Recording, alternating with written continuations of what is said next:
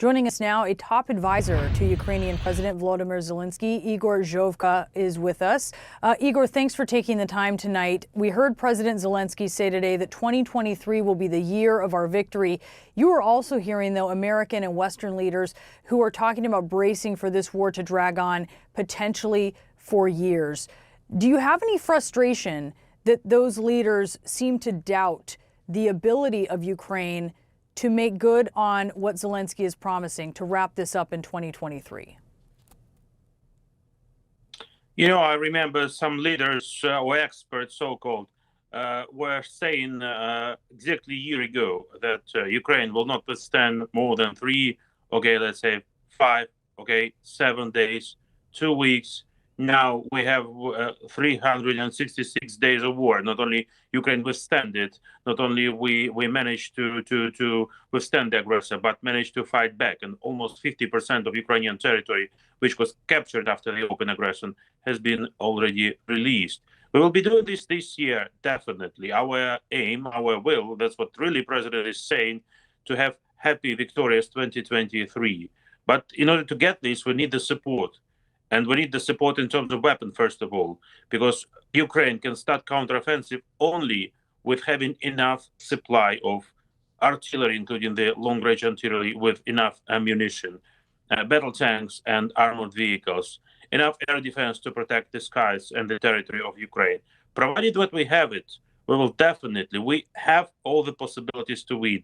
We have the will and courage of Ukrainian armed forces. We have the will and strength of our president.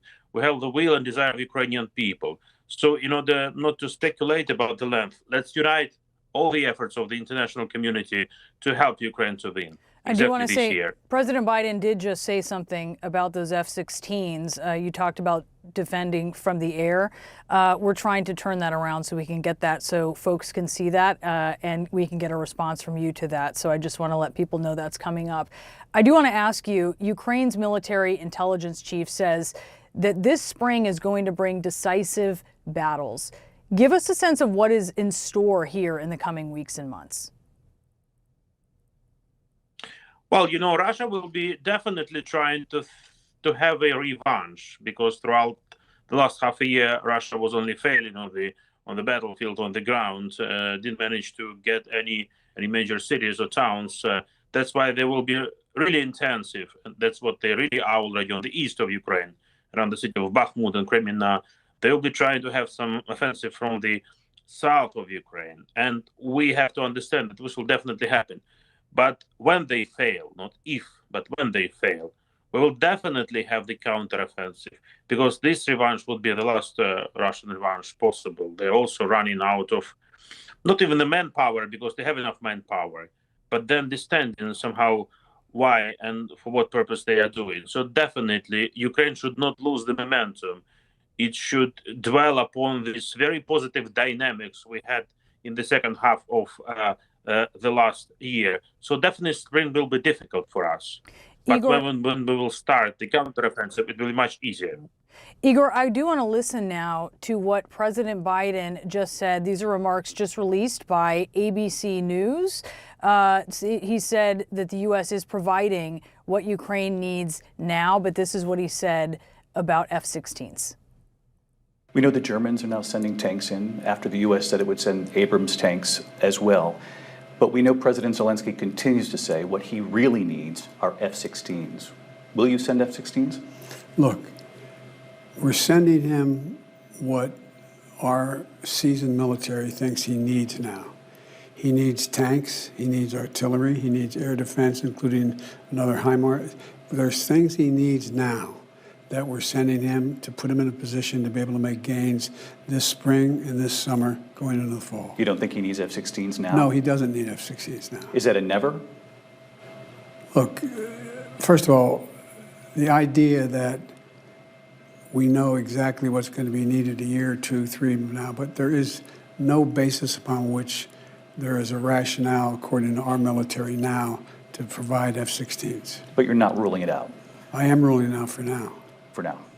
Igor, he says Ukraine doesn't need F-16s now. What is your reaction to that?